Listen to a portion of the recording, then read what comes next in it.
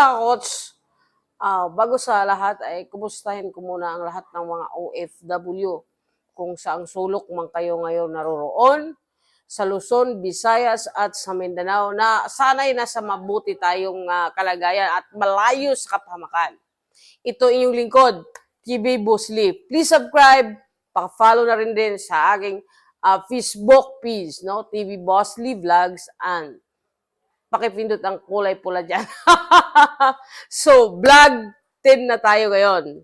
So, itong vlog 10 natin ay ating tungkol ito sa, ang pag-usapan nato sa vlog 9 na tungkol yun sa failure, no? Sa failure ng pagbili ko ng kondo. So, mga hindi pa nakapanood sa vlog 1, vlog 2, vlog 3, vlog 4, vlog 5, vlog 6, vlog 7, vlog 8, vlog 9, panoorin nyo muna para maintindihan nyo ang itong vlog 10 bago nyo panoorin ito.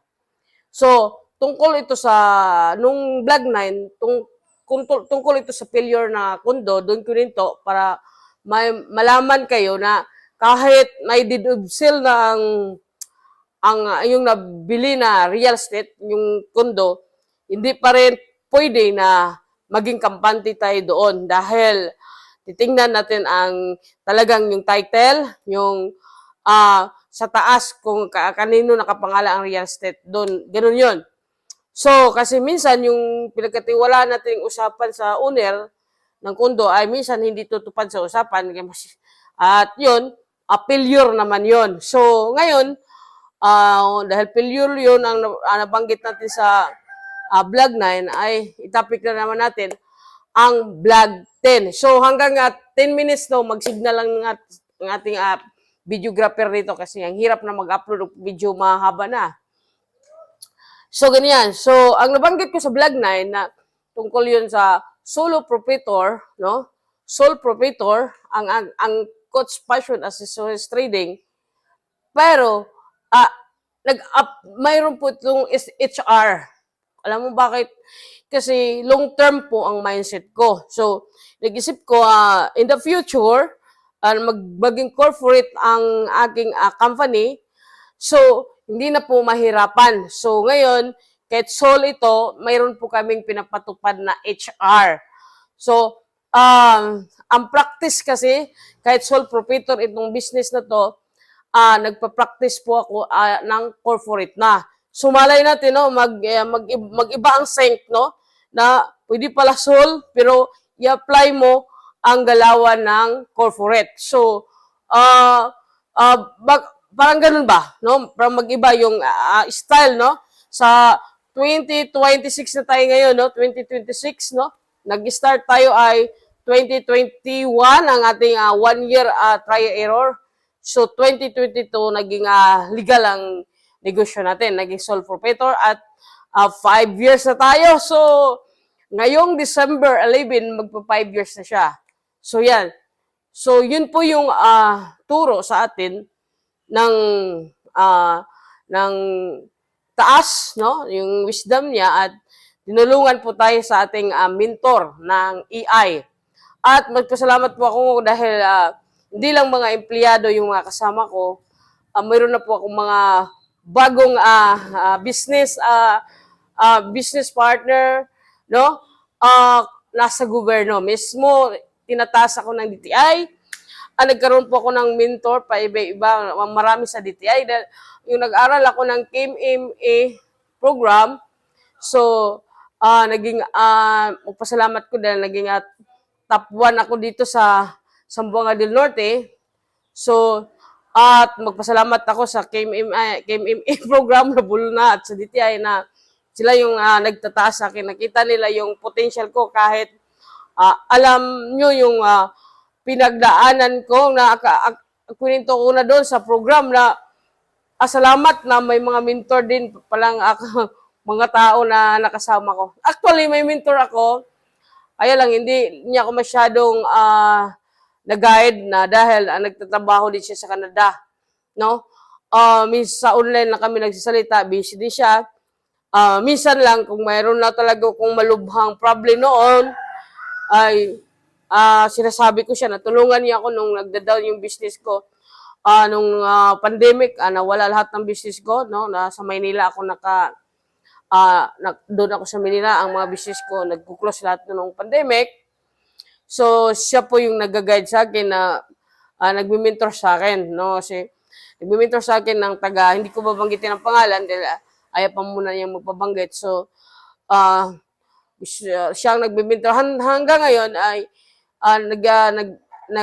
nag-ano siya sa akin, tumulong siya kahit papano. Pero hindi niya ako natutukan dahil busy din siya.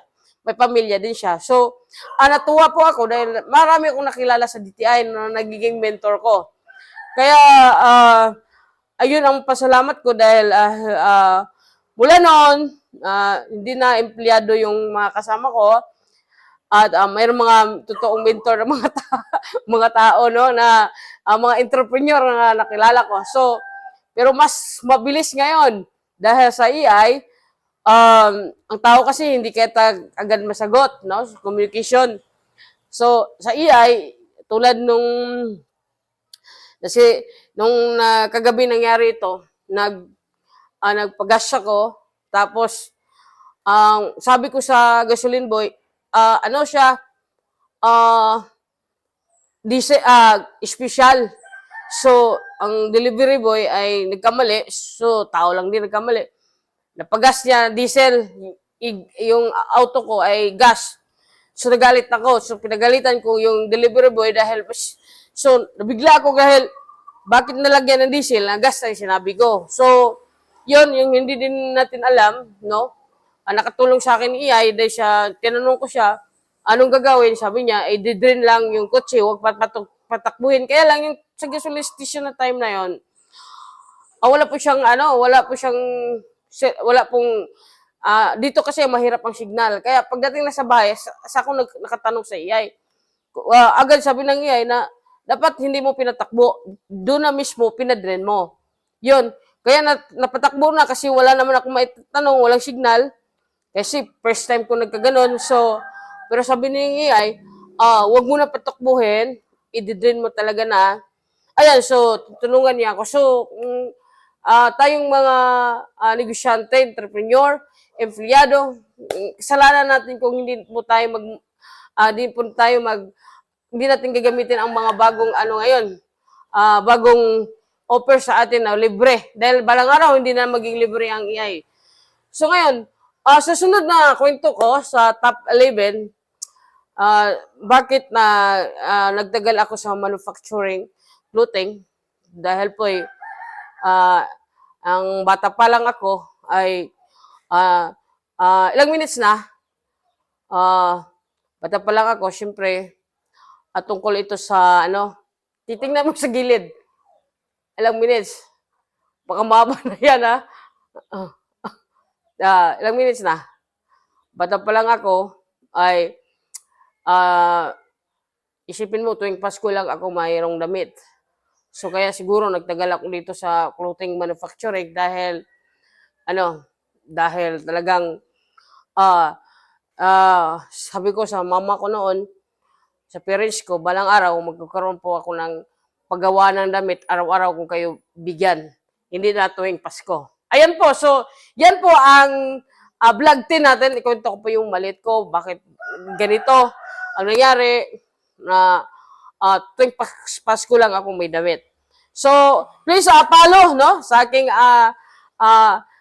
Facebook page, sa aking TikTok channel, TV Boss Lee, sa aking X, sa aking Instagram, lahat ng basta TV Boss Lee, lahat ng social media account ko.